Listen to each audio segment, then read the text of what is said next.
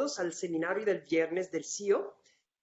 Hoy tenemos el gran gusto de tener aquí la doctora Marcia Cristina Bernardes Barbosa. Les voy a leer un poquito de su biografía, aun si creo que muchos de ustedes ya la conozcan. La doctora obtuvo su título de graduated, la maestría y también el doctorado en física desde la Universidad Federal do Rio Grande do Sul. Aquí no sé si la pronuncia pueda funcionar. Ella es actualmente miembro y también director en ese momento de la Brazilian Academy of Sciences. Es miembro también de la World Academy of Sciences y trabaja como full profesor en esa Universidad Federal do Rio Grande do Sul. Es también una investigadora de nivel 1B de lo que es el CNPq, de la agencia CNPq, que creo, de lo que he leído, es algo parecido a nuestro CONACYT en Brasil. La doctora recibió muchos premios y entre los cuales se le menciono algunos. La Nicholson Medal en 2009 from the American Physical Society for Supporting Women in Science.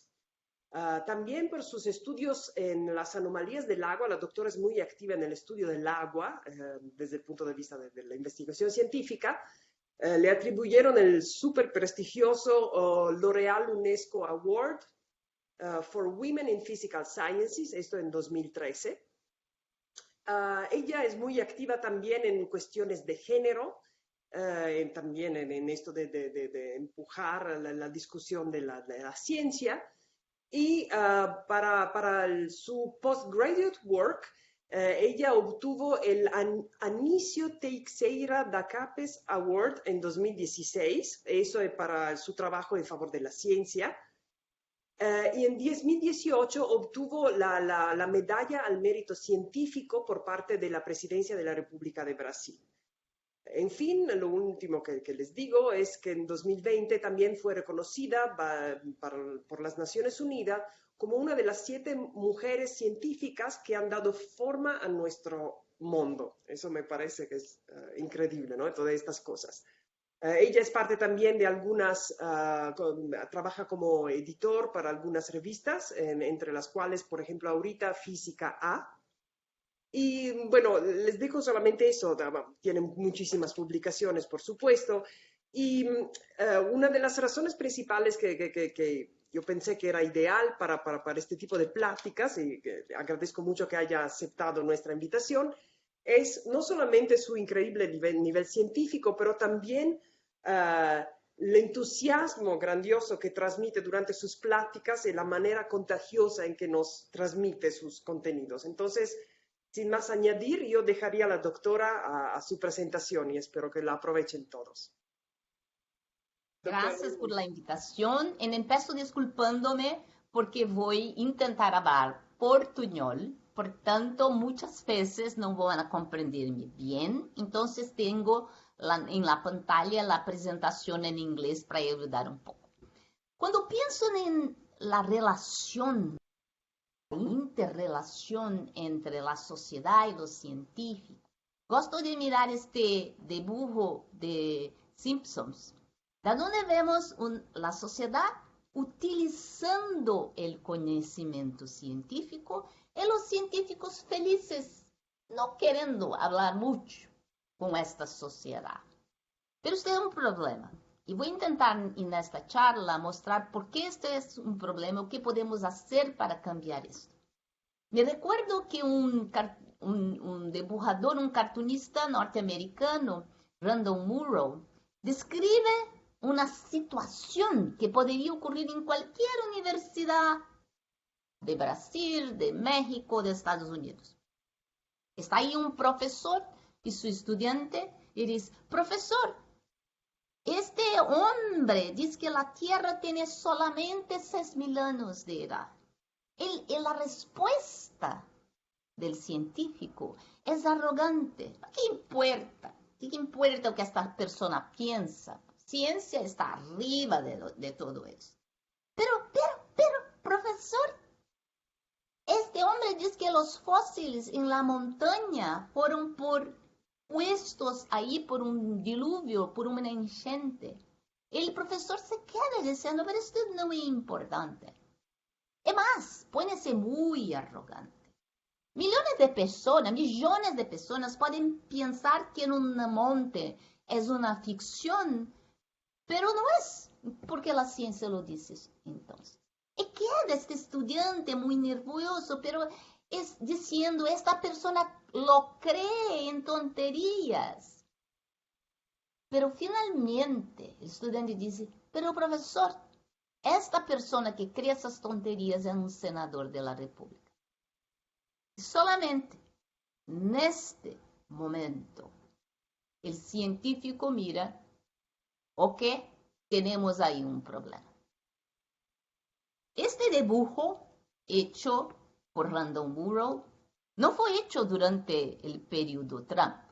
No, ni de mi presidente Bolsonaro, que son personas que negan la ciencia. Fue hecho mucho antes, porque rápidamente, mesmo un cartunista, una persona que escribe para vender dibujos con cosas, con chistes, percibió que había este gap entre o que nós cientistas pensamos e peleamos por e a sociedade, é que solamente percebemos que há um problema quando alguém del poder, del dinheiro, tem um pensamento não científico.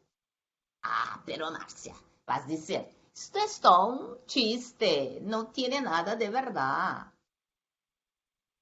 Quando Jim Lubchenco, que era a pessoa responsável por trazer os projetos de satélites ao Congresso americano, explicou que necessitavam novos satélites nos Estados Unidos para mirar e ter a previsão de tempo, a previsão de clima.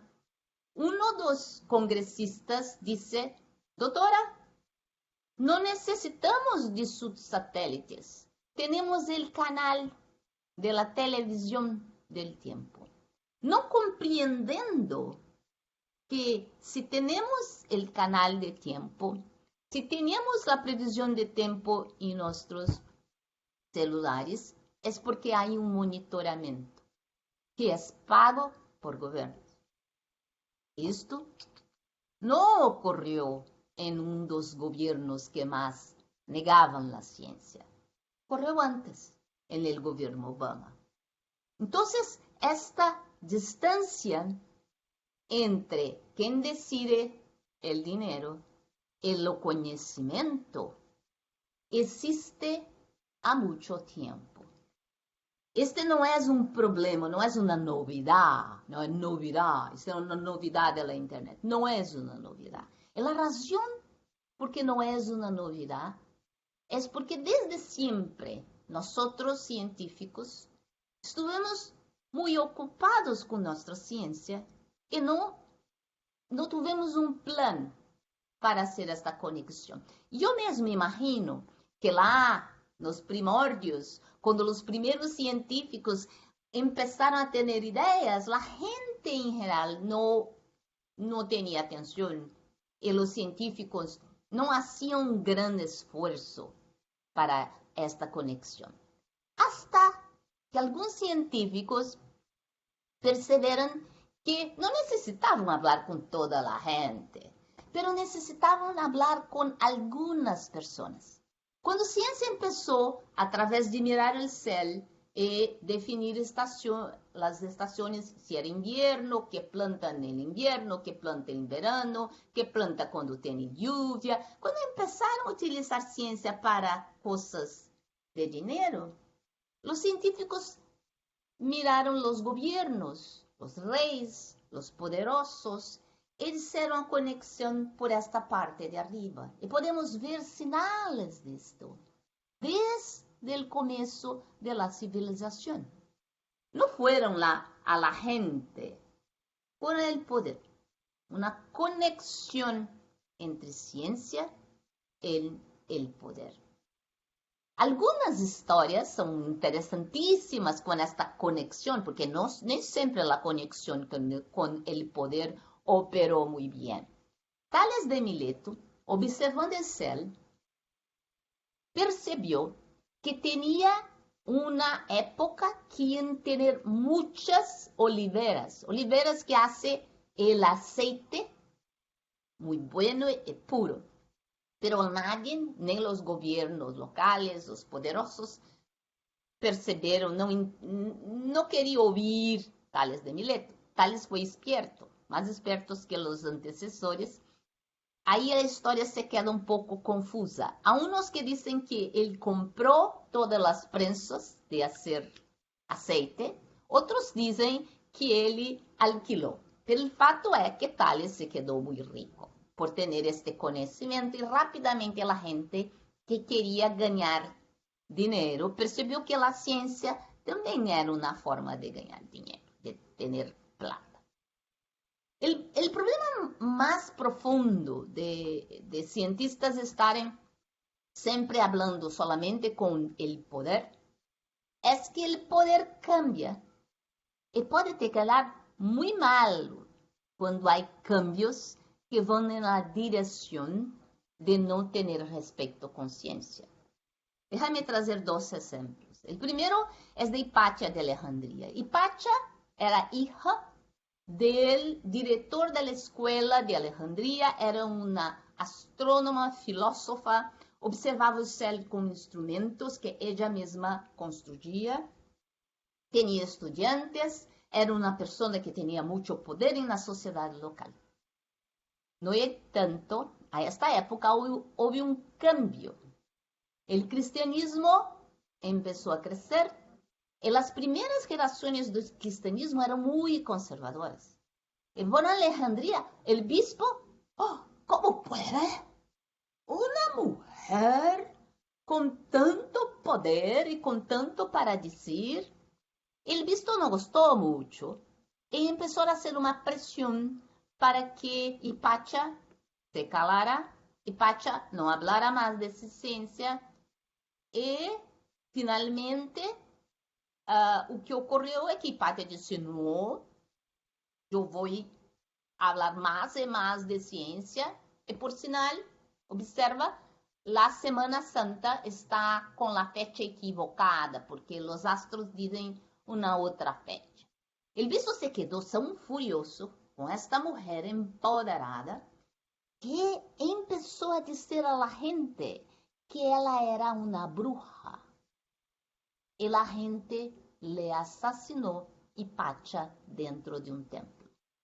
Esta história parece muito dramática, pero ela representa duas coisas. Primeiro, que fake news não começou agora. Em toda a história da humanidade se utilizou fake news para tirar gente de poder, em particular em el caso de ciência.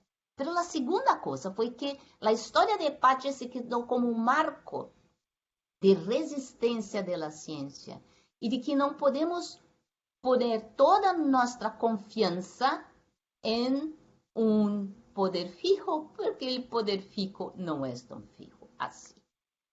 Outro caso em que a relação com o poder era problemática foi o caso de Galileu.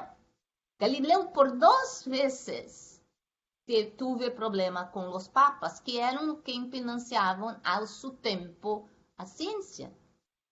Porque toda a gente buscava o poder, quando o poder cambiava sua ideia, toda a situação dos científicos se quedava muito mal.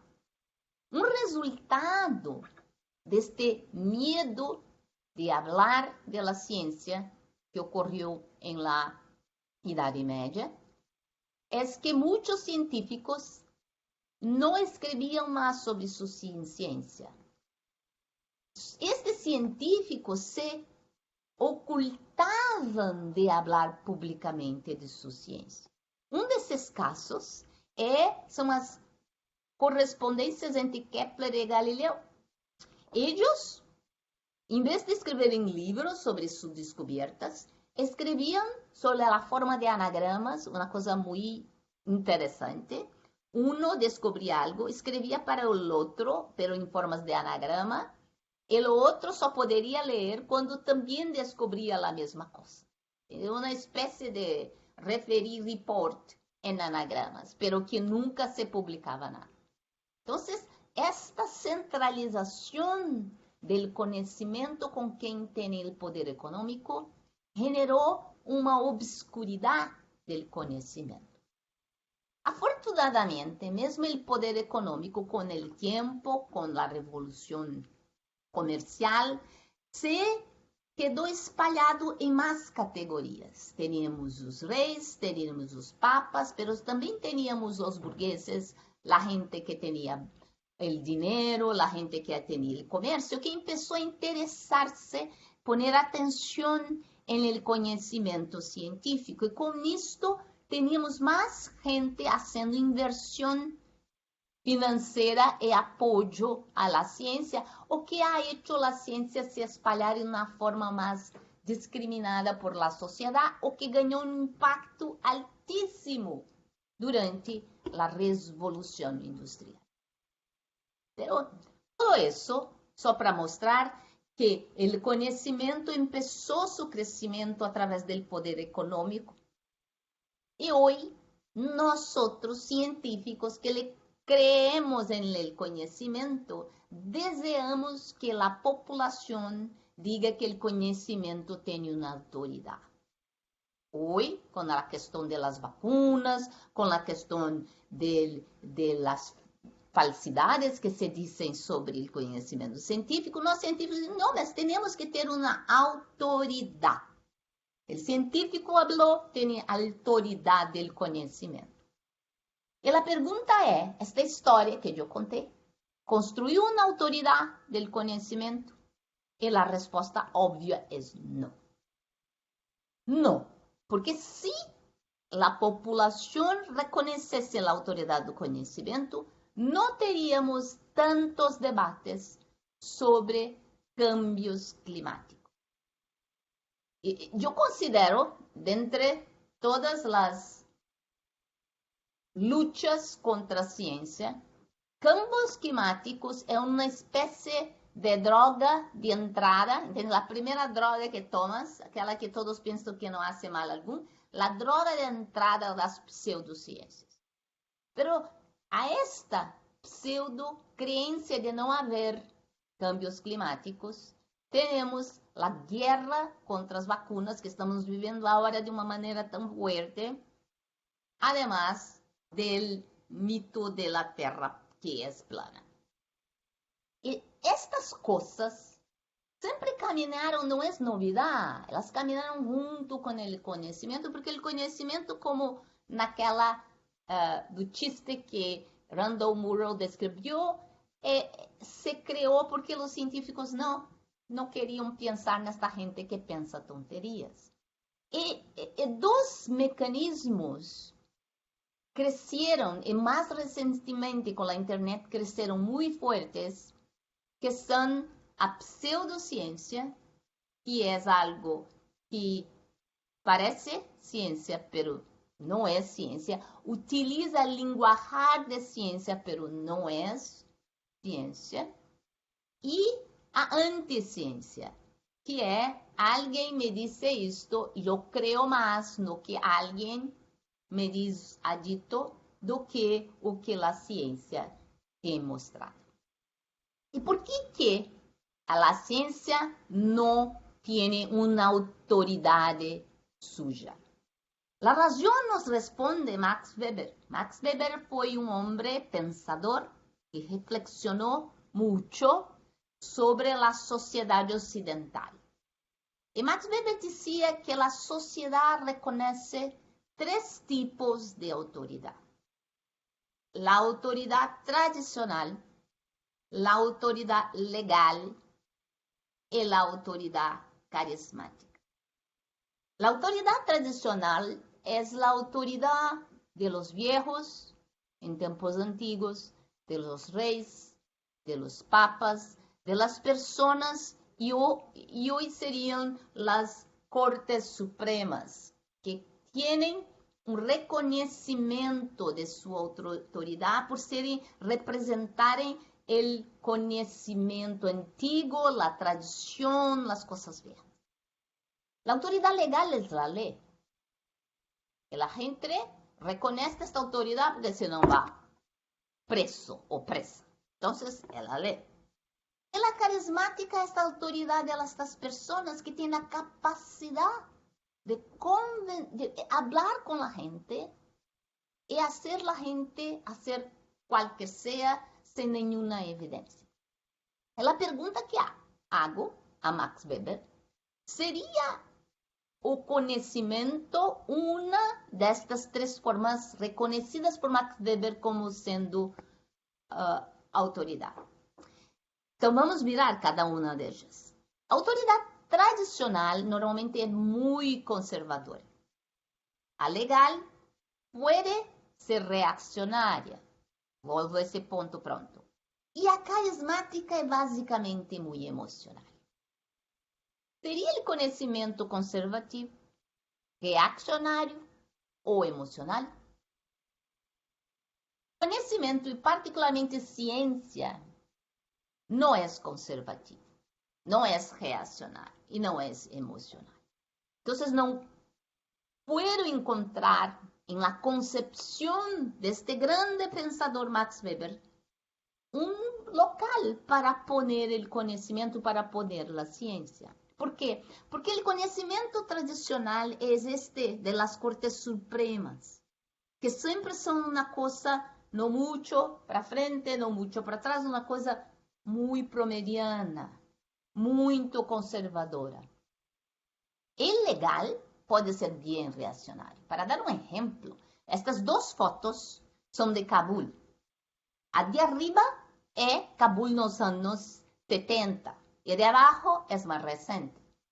Miren como a lei que diz a estas chicas nos anos 70 que poderiam utilizar minifaldas e dizem que agora não puedes usar minifalda, a lei se voltou para atrás. Então, o conhecimento nunca faz isso. Nunca é reaccionário. E, además, o conhecimento não é emocional, não é carismático.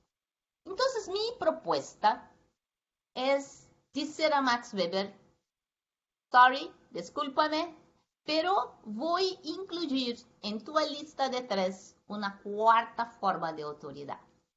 A la autoridade do conhecimento, a autoridade da ciência. Por que hablo do conhecimento? Porque é mais do que a ciência. Temos todo cabedal de conhecimento que vai muito além da ciência. Que tem as artes, tem a parte educacional, tem muitas coisas. Então, é a autoridade do conhecimento. Pero, o que é isto, Márcia? Que é esta autoridade do conhecimento, a autoridade da ciência? Primeiro vamos ver o que não é. Não é fé. Eu não hago uma conta em física, hago uma coisa no meio que não sei bem o que é, e depois disso, cheguei ao resultado final. Sim, sei que às vezes, ao fazer os exames, os estudantes desejariam muito, ser possível, saber o começo, saber o fim, e aqui no meio fazer uma coisa qualquer, para a ciência não opera assim. Não há uma fé. Não há uma parte que digo, eu tenho um salto de fé e isto vai ser assim. É baseado em método científico, que tem alguns ingredientes muito importantes. E a redundância, hacerlo e hacerlo novamente, que uma outra gente lo teste, que tenham estatísticas, é uma parte fundamental do processo. É baseado basicamente em conjunto de coisas. Primeiro são evidências, depois é consenso. Não basta ter uma evidência que não lo testam muitos e não cheguem a consenso. Há consenso. Pero não é consenso qualquer. É consenso de júri muy especial. La gente no ha hecho una votación en que toda la población de la Tierra participó para decidir si la Tierra es un esferoide y no es plana. Quien lo decide es un jury de los científicos. Entonces, es un proceso que basea-se en evidencias que llega este consenso a través de Circulia. Y en este momento de la pandemia, observamos muy claramente este evento de crearse el consenso en muchos temas de ciencia, usar máscaras, si hay medicamentos buenos, ocurriendo a tiempo real para toda la población, una especie de Big Brother ciencia, este evento de una oportunidad única para a gente compreender quão complejo é o processo científico e quão importante é chegarmos a este consenso e que toma tempo para chegar ao consenso científico. E o que esta autoridade do conhecimento pide, exige, é que tenhamos confiança, trust, na autoridade do conhecimento. No fe, no hablo de fe, hablo de confianza. ¿Y cuál es la distinción entre fe y confianza? Yo soy una persona que me pierdo fácilmente, muy fácilmente, en cualquier local, incluso en mi ciudad. Entonces, siempre viajé muchísimo, nunca fui a toda parte del mundo, todos los continentes. Pero llego ahí e quero localizar-me. Quando eu era jovem e viajava sem ter sítio, quando eu era jovem não tinha isso, não tinha internet, não tinha nada. Tínhamos que utilizar estes mapas em papel. E eu me quedava, onde estou confundida. Então, o que eu fazia, eu parava uma pessoa totalmente desconhecida em la calle. E perguntava, ¿de onde se queda esta calle? ¿De onde se queda este museu? ¿De onde se queda esto? Esta persona me dava uma instrução e eu, em um ato de fé, seguia o que essa pessoa me dizia. De fé.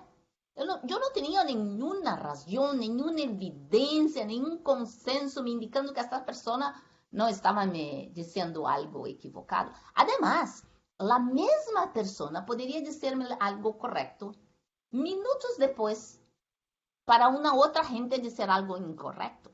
Não é redundante. Não gostou da cara da gente, disse na verdade. Gostou e cambia sua opinião. Además, eu paro uma pessoa me diz algo. Eu paro a segunda pessoa diz o contrário, o revés. Então, realmente seguir o que alguém que tu não conheces te dice é um ato de fé. Pero o que eu hago hoje? Hoje eu utilizo tecnologia, eu utilizo GPS. Porque algo da onde pongo mi confiança, não mi fé, mi confiança, porque é algo que foi construído neste caminho do conhecimento científico. Então, o que devemos demandar da gente é que tenham confiança em la ciência. Não que puedan cada uno de nós reproduzir todas as evidências científicas, porque não podemos. Gente, não podemos reproduzir ondas gravitacionais ou os experimentos del CERN, pero podemos poner confiança nestes resultados que foram obtenidos com ciência. Pero por que eu tenho que creer nesta tal de ciência? ¿Por qué razón? Yo particularmente tengo una buena razón para poner mi confianza en ciencia. Yo estoy viva. Si yo viviera en 1800, la edad promedia de la gente en Europa era 34 años, la esperanza de vida. Y acá entre nosotros, yo tengo más que 34 años de vida. Entonces, yo muy probablemente, si viviera en 1800, estaría muerta. Pero con el pasar del tiempo, con la evolución del conocimiento, con el crecimiento del conocimiento, mira, Ahora Europa tiene como esperanza de vida 66 años.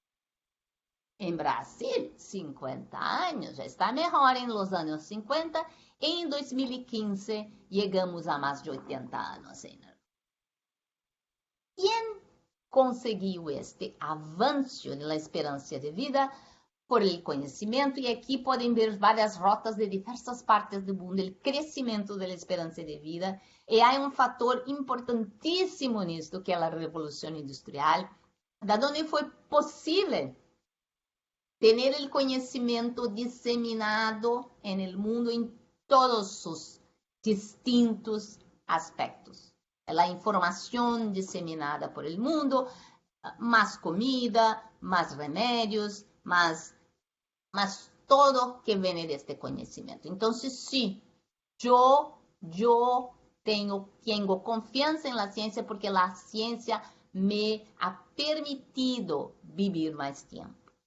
Además, ciência, mesmo a ciência básica, tem sido importantíssima para a prosperidade de alguns países. Quando os Estados Unidos decidiu que ia poner uma pessoa na Lua, houve desenvolvimento em todos os temas de ciência ao seu tempo. Desde a criação de chips, que não parecia ter, porque queriam reduzir os tamanhos de todos os instrumentos dentro da nave espacial, até criação de vestimentas para astronautas que hoje em dia são utilizadas para pilotos de Fórmula 1 ou para nossos tênis de corrida. Además, as tecnologias para a criação de combustíveis mais compactados, com maior potência. E todas as coisas, mesmo as coisas que vieram da ciência básica. Quando se põe dinheiro em um local como o CERN, que é um acelerador de partículas que tem como finalidade responder perguntas de onde, que tamanho, como são as coisas mais chicas do universo, criam-se de aí tecnologias que têm uma grande influência em nossas vidas, como a criação da internet, como a criação de equipamentos cirúrgicos, como a origem de uma série de empresas que hoje estão em Vale do Silício.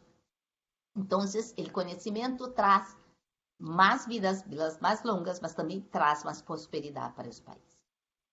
Quem pode falar de ciência, Márcia? A gente que diz, não, tens que ter doutorado específico em falar de ciência, ou tens que ser uma pessoa muito importante em la comunidade. E, na verdade, temos que ser como super-heroes. Como super-heróis que lutam contra mitos. E são estes mitos que são os grandes obstáculos para chegarmos a ter uma população, eu não estou falando de governantes mais, de uma população que tenha confiança em la autoridade do conhecimento.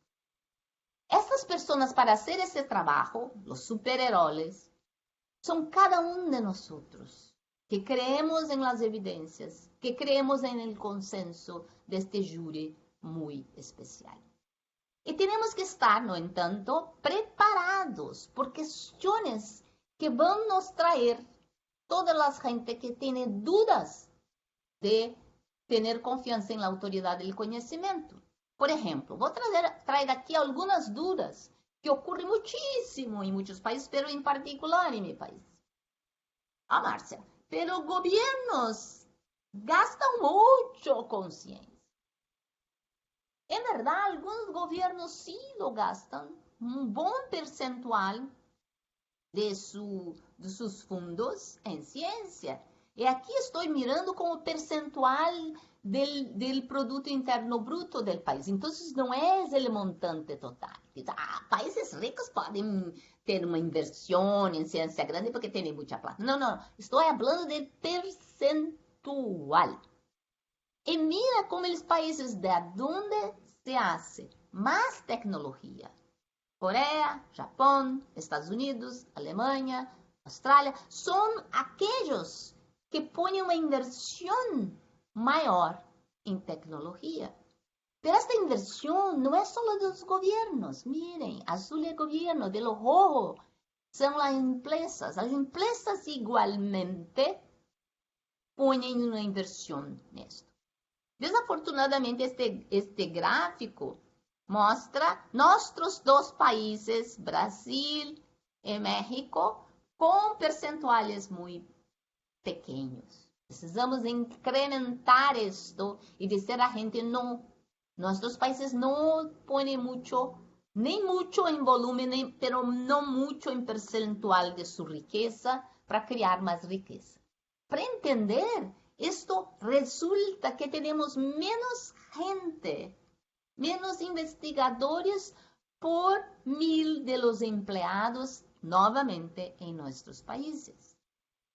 Estão sempre nestas partes finales deste gráfico. Países que põem mais inversión têm mais gente haciendo investigação, tanto em la universidad como en las empresas.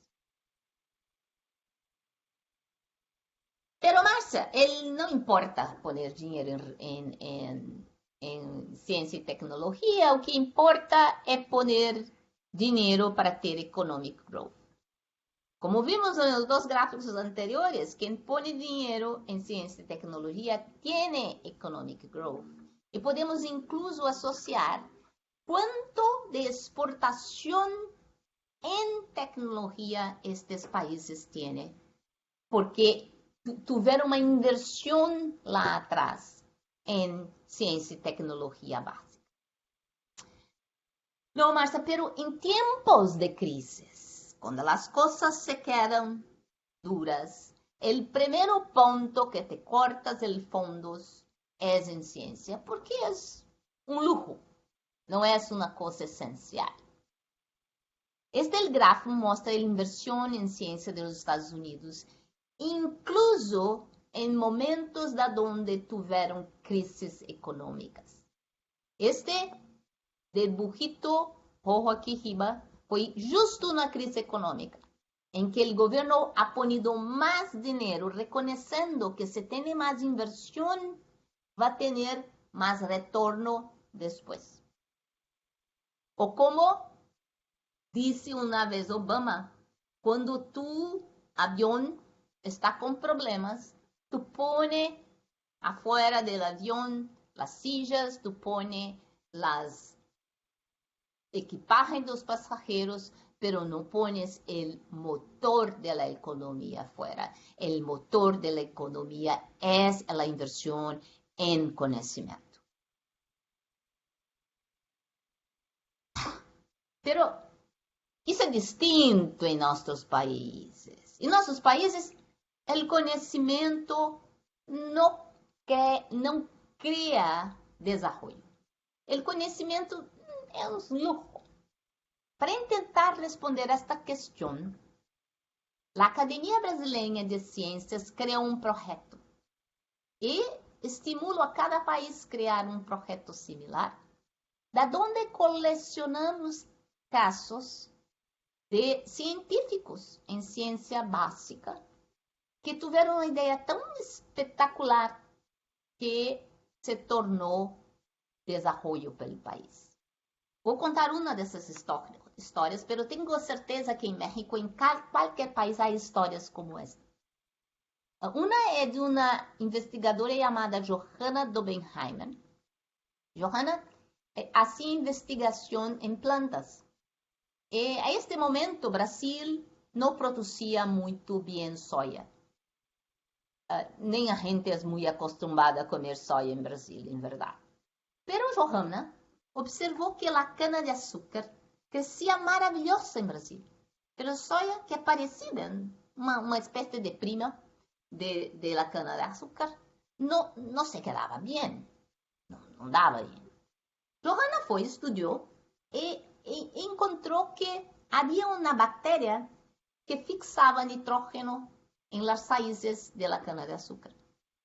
Johanna desenvolveu um processo equivalente para a soja e se tornou isto uma política pública e hoje Brasil é o segundo produtor mundial de soya. Johanna no se quedó rica, no se quedó famosa. No es nem nombre de calle en Brasil. Pero esta investigadora, con recursos de algunos financiamientos, fondos que tenía, consiguió una descoberta que se transformó en desarrollo. Y así tenemos muchas de estas historias con dibujos para incluso para crianças, para acompanhar a vida de investigadores que fizeram isto. E essas histórias, se contadas em las escolas, se contadas em la tele, podem ajudar a população a entender que mesmo em nossos países que não são muito desenvolvidos, temos exemplos de conhecimento que se cambia em desenvolvimento. Ah, Márcia, pero nossos países têm esta ideia de formar muita gente com curso de la universidade. Nós temos muita gente com curso universitário, temos que ter mais gente com curso técnico. Esta é uma frase que se diz montes em Brasil, porque querem que a gente não vá à universidade, porque a universidade é pública em Brasil e custa muitos fundos. Este é um gráfico da OCDE que mostra o percentual da população em duas faixas etárias, em uma faixa etária de 25 a 35 anos e depois com mais de 30 anos, que tem curso universitário. E Brasil e México não estão muito lejos. México está um pouco melhor que Brasil, mas só um pouco melhor que Brasil. Há um percentual muito baixo. Quando miramos o promédio da OCDE, estamos muito lejos disso. Nós estamos muito lejos de ter uma população com formação universitária razonável. Temos que aumentar isto, e isto significa aumentar inversão em educação e em conhecimento. Quando miramos o percentual de investigadores, a situação se queda ainda pior. Aqui está Brasil. Este é o percentual de inversão em ciência, este é o número de investigadores por milhões de habitantes, de empregados, e aqui está México. Números muito malos. Então, não temos nem inversão em ciência e tecnologia e nem muita gente com grado e pós-grado. Márcia, a universidade, muita gente diz em países em desenvolvimento. As universidades devem ser os produtores de tecnologia, ciência e tecnologia. As universidades são os produtores de ciência básica. Quem deve produzir massivamente tecnologia é a iniciativa privada. É isto que observas em países que têm desenvolvimento. É isto que observa nos Estados Unidos. Não, a universidade é a básica. A formação de recursos humanos é ciência básica. As empresas têm que produzir a tecnologia. Este aqui é um exemplo de onde vem todo o desenvolvimento tecnológico dos Estados Unidos ao longo do tempo, o crescimento espantoso da parte da iniciativa privada contra o desenvolvimento de novas tecnologias por la universidade, que produzem ciência básica, produzem pessoas para depois, através da iniciativa privada, produzir tecnologia. Ai, Márcia, mas a universidade é um peso muito grande. Manter laboratórios de ciência básica na universidade custa muitos fundos. Então, temos que transformar todo em uma iniciativa privada. Mira os Estados Unidos. Lá, nos Estados Unidos, as universidades não são do governo. As universidades norte-americanas não são do governo, pero são financiadas por el governo. O percentual de fundos que vem do governo federal para a investigação nas universidades é imenso, porque o governo percebe que mesmo tendo uma universidade que tem este fértil que não pertence ao governo, a inversão para hacer ciência básica é importante. Não, Márcia. Em nossos países em desenvolvimento, temos que ter uma elite que vai à universidade, uma elite que é uma parte da população que detém o conhecimento. Não há nada mais equivocado. Há um estudo da McKinsey que mostra que quando comparam empresas com mais diversidade de gênero, de raça, de condição social, com empresas onde a gente tem menos diversidade, é um grupo mais homogêneo, as empresas com mais diversidade ganham mais dinheiro. Então, necessitamos construir, sim, um sistema em que os científicos não sejam todos homens brancos, vindos de classe alta. Porque homens brancos vindos de classe alta só vão saber falar com homens brancos vindos de classe alta. Ah, Márcia, mas isso é de empresas, o mundo científico é distinto. Este é um estudo feito analisando 10 anos de teses de doutorado nos Estados Unidos que mostra que as teses de doutorado com mais diversidade, orientador e estudante distintos, têm mais inovação disruptiva. Diversidade também significa uma melhor ciência. Doctora, e para trazer estas ideias, as ideias de falar publicamente de ciência, as ideias de falar que temos que ter gente falando e fazendo ciência distintas, vindo de toda a diversidade, eu e uma colega minha, Carolina Brito, fizemos uma peça de teatro, um play, da onde contamos a vida de uma científica utilizando nossa experiência pessoal. Aqui tem um link para a versão em português e a versão em inglês que apresentamos quando vamos a eventos científicos. Doctora. Aqui estão umas partes do evento e aqui está uma podfiction que criamos. Doctora, podemos interrumpir. Vai outros 5 minutos, se é possível. Sim, perfeito. Estou terminando. Gracias. Como construir esta autoridade do conhecimento? A primeira parte é que a revolução empieza na casa. Então, temos que nós, em nossas universidades, reconhecer o conhecimento que os outros generam, active learning, equiparem sistemas como equilíbrio, democracia, diversidade, todas essas coisas dentro de nossas próprias universidades. Mas também temos que comunicar com a gente, utilizando evidências, mostrando que a ciência traz mais eficiência para as nossas vidas, que ela implica uma equidade, que traz oportunidades. Tanto eu estou vivendo mais quando uma pessoa distinta de mim em outro país também está vivendo mais, porque a ciência traz um pouco mais de... Tendo empatia com a gente que, por conhecer menos, não compreende a autoridade do conhecimento. Espero ter traído algumas reflexões sobre o tema e uma compreensão que juntos e juntas podemos cambiar este mundo e acabar com as notícias falsas, a pseudociência e a anticiência. Gracias. Muchas gracias, doctora. Muchísimas gracias por la plática. Para todos, pueden preguntar directamente vía micrófono a la doctora o escribir en la chat y yo me encargo de leerlo. Quizás yo empiezo con una pregunta que se me ocurre ahorita. Doctora, ¿usted tuvo en algún momento, cuando iba a dar presentaciones así, o también en la interacción con la gente en la calle, tuvo en algún momento una sensación de miedo por eso de representar, digamos, una autoridad científica o de representar, digamos, la parte de esto del conocimiento?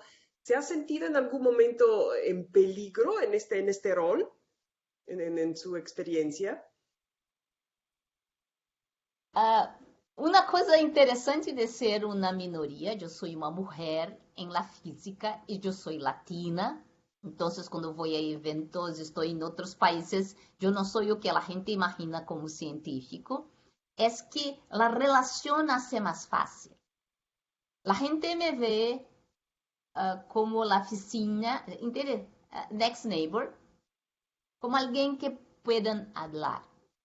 Pero que sí me preocupa es que veo en la gente, junto con esta percepción de que es una persona que normal, que la gente piensa que sabe más ciencia do que lo sabe. E isto me asusta. Quando eu hablo com alguém e a pessoa, eu sou uma especialista em água, e digo, sou uma especialista em água, e a pessoa começa a falar como ela fosse a especialista em água. Isto me põe muito espanto.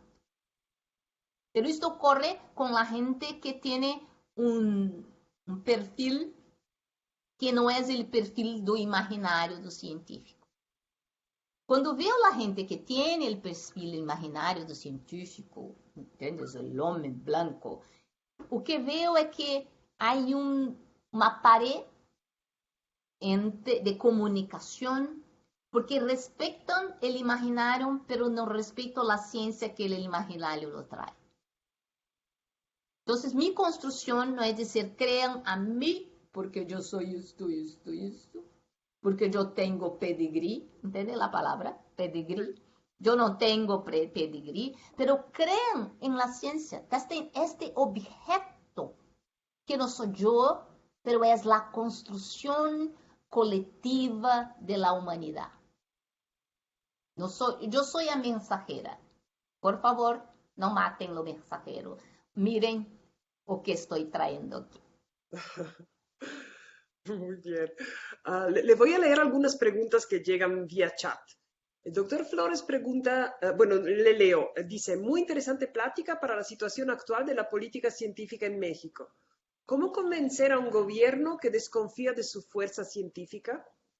La primera cosa que yo hago es preguntar para la persona que da pessoal, ¿cuántos medicamentos tomas por día? Porque el gobierno es gente como yo, ¿entiendes? Pasó de una cierta edad. O como dicen en el sur de Brasil, no cocinas en el primero caldo, ¿entiendes? Tiene que poner una panela con presión para cocinar. Entonces, yo traigo o que esta persona utiliza y de ahí voy trayendo las cosas. Una vez estaba hablando con un industrial que estaba en una cosa de gobierno y todos no, estamos súper desarrollados. Era um industrial del tema química. E eu perguntei, Brasil produz aspirina? Brasil não produz aspirina. E ele se quedou uma coisa tão sencilla como aspirina, nós não produzimos. Um país grande, um país que tem que produzir de todo. Se é um país chico, pode dizer, sou especialista numa coisa. Mas um país grande tem que ter de todo. Isso traz essa gente a reflexionar, por que não produzimos aspirina? O que te falta? Eu não tenho personal para desenvolver isso. Eu digo, quem produz o personal? A universidade. Temos que ter mais inversão. Eu vou produzir personal. Dame os ingredientes e eu te dou de volta a gente. Então, temos que tomar algo que es del cotidiano del otro, y a partir del otro, esto es empatía, construir el conocimiento. Quien ha dicho esto es Paulo Freire, un educador brasileño muy famoso y muy atacado recientemente por nuestro gobierno, pero que decía eso, tiene que enseñar al otro, empezando de donde el otro está, de donde el otro está ahí, y de ahí construye todo el diálogo. Muy bien. Otra pregunta, le leo, un estudiante, Natalie. Buenos días, interesante plática. ¿Qué piensa del papel de los divulgadores científicos en esta generación de confianza en la ciencia y su incursión en redes sociales? Gracias. Muy buena pregunta. Si el divulgador científico sigue evidencia, consenso y jury, perfecto. Porque son personas que si tienen el trienio científico, si le conocen la ciencia, saben cómo buscar la ciencia, agregan a esto habilidad de hablar. No es obvio hablar. No. Los investigadores del mundo, nosotros, yo soy una investigadora, yo no recibí clases de cómo hablar con la gente. Y a unos que no quieren tener esta clase. A unos que incluso son mal docentes, ¿entiendes? No dan clases buenas. Entonces, pero son fantásticos investigadores. Un físico muy conocido llamado Sager, premio Nobel, era expulso de una para otra universidad porque no sabía dar clases, no sabía hablar con los estudiantes. Era un brillante científico. Un Sager no debería hacer divulgación científica, debería hacer ciencia. Hay otras personas que no les gusta hacer la cosa del laboratorio, pero gustan de hablar de ciencia, tienen el talento, hacen con una habilidad que tenemos que utilizar. Entonces es muy importante si tenemos divulgador científico en esta lucha contra pseudociencia y anticiencia. Muy bien. No sé si haya más preguntas para la doctora. Bueno, si no Buenos me días. aparecen. Ah, sí, perfecto. Adelante. Sí, muy interesante su plática, doctora. Aquí yo con lo que me quedo un poco pensando es, usted menciona el acceso a la universidad como un paso importante para crear esta cultura, digamos, compatible con la ciencia, ¿no? Sin embargo, en mi experiencia he observado personas con formación universitaria y que tienen el pensamiento mágico todavía, ¿no? Entonces, digamos, ¿cómo atacar este problema? Que luego también porque la gente ya fue a una universidad, piensan que tienen más autoridad que el resto de las personas, ¿no? Y a veces pasa el contrario, hay gente que no tuvo una formación académica formal, sin embargo son muy críticos. Entonces, digamos, ¿cómo se podría atacar este problema? Muchas gracias. Bien. Gostaria de deixar muy claro, yo no digo que solamente la gente en la universidad tiene condiciones de hablar de ciencia, pero digo que en nuestros países hay un percentual muy bajo de gente que va a la universidad y normalmente los políticos dicen que son mucha gente. Eso para eso, dejar muy claro. Tenemos que cambiar la forma, la manera de enseñar en todos los niveles. Ensino baseado en evidencias, en buscar las respuestas de la ciencia, no memorizando, pero entendiendo, es fundamental en todos los niveles para crearmos esta autoridad del conocimiento. Y en la universidad tenemos que mirar o que somos. Universidad significa junción de muchos, pero hoy las universidades del mundo son junciones de muchos que no hablan entre sí. Entonces el mágico ocurre porque no hay un diálogo interno en nuestras universidades. Formamos gente que sabe su tecnología, respeta su tecnología, pero no respeta el conocimiento de otro.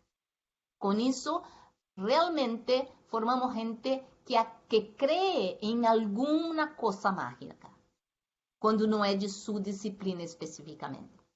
Entonces tenemos que quebrar. Y cuando hablo en confianza del conocimiento, significa que yo, una física, tengo que tener confianza en el conocimiento desarrollado por una educadora, por un filósofo, por gente que está en distintas áreas y tenemos que hablar. Y que yo tengo que ser una comunicadora también de esta confianza en esta autoridad de conocimiento. La universidad, para producir más papelitos, para producir más productitos, está olvidando de crear el conocimiento integrado. Y esto es una parte fundamental de nuestra discusión también. Tenemos que hablar con la población, mas tenemos que hablar entre nosotros. Otra pregunta aquí. El doctor Rosales dice, muchas gracias por la excelente charla. ¿Qué opinas de una política de apoyar más a la ciencia que impacta directa e inmediatamente en la sociedad? Tenemos que apoyar todo, ¿entiendes? La gente quiere una respuesta pronta, entonces yo tengo poca plata, entonces voy a dar só para este pedacito que va a resultar inmediatamente en algún producto. ¿Okay? Isto é problemático e não preciso ser darwinista para dizer que quando pones num só produto e se esse produto não opera, está sendo um grande erro. Então, é bem importante que tenhamos uma política que oferte de maneira que se alguma ideia vai aparecer, eu não tenho controle. Não tenho controle. Quando laser foi descoberto, a gente não tinha ideia. Era bonitito, aquela lucita, que bonitito. Mas não tinha ideia de utilidade. E hoje não vivemos sem utilizar a tecnologia de laser. Então, não temos o controle. Qual será o conhecimento importante? Además, neste momento de pandemia, descobrimos que havia algumas coisas bem sem inversão em nossa sociedade, que são a cultura, que se quedaram tão fundamentais para passarmos por esses momentos sem enlouquecer. A música, o cine, os livros, a literatura, a poesia, a arte, todas as coisas que seriam não utilidade imediata, são fundamentais, pelo menos para mim, para não me poner louca, me quedando 2 anos trancada em meu apartamento. Muy bien. Espere, hay otra, acaba de aparecer. Buenos días, agradezco la charla muy necesaria para los tiempos modernos. Mi pregunta es, ¿qué papel deben de adoptar los investigadores con las políticas que desprestigian al conocimiento científico? Bueno, eu penso que a gente tem que começar a se preparar, entende? Exercitar-se como hacemos para ter nossos músculos fortes, para ser também, em el possível, comunicadores. Então, eu sempre, quando vou a alguma competição para se quedar professor titular, fui professor em Brasil, sempre hago a mesma pergunta. Tem 30 segundos em elevador com um político, com o presidente da República. O que dizes? Que mensagem passas? O que tu haces? Conta para tu abuela o que tu haces. Nós temos que estar prontos para fazer coisas simples como contar o que hacemos para nossa abuela ou para o presidente da República. Muito embora, em caso de Brasil, qualquer abuela é mais lista que o presidente, mas temos que ter esse exercício para el todo tempo estar pronto para contar algo e com isso contaminar a gente. É um exercício, sim, e temos que estar nos preparando para isso, porque não vai quedar mais fácil. Pseudociência e anticiência são instrumentos de propósito de dinheiro. Por trás disto, têm interesses econômicos. Temos que estar prontos. E a única forma de ganharmos esta guerra é com a democracia. Não é só falar com os reis, os papas e os ricos. Temos que ter a população a nosso lado. Otra pregunta. Me ha parecido muy interesante este seminario y me llega la pregunta relacionada al movimiento de las redes sociales que tanto pueden apoyar a la ciencia como la pseudociencia, aunque en ocasiones la segunda degrada la calidad del trabajo de otros investigadores. ¿Cómo se puede combatir esto? Tenemos que tener más profesionales de divulgación científica que manejen bien en las redes sociales, pero a única solución para las redes sociales es educación. No hay otra forma. La red social ela é profundamente democrática com as coisas corretas e incorretas. Pero la educación es un proceso. Entonces tenemos que poner mucha fuerza también en garantizar que la población reciba una educación de calidad. No es una lucha fácil. Mesmo países ricos tienen graves problemas en su educación. Y tenemos que pelear juntos por más fondos para investigación y juntos por más fondos para educación. Y una educación que utilice este instrumento aquí. A educação que exercite e não memorize. Então, há uma luta aí muito forte que involucra redes sociais, mas não involucra solamente as redes sociais. Perfecto, muy bien, muchísimas gracias. Creo que si no hay más, le agradezco una última vez y gracias por darnos esta interesante plática y le llegará la constancia muy pronto. Hasta luego, doctora. Suerte con todo.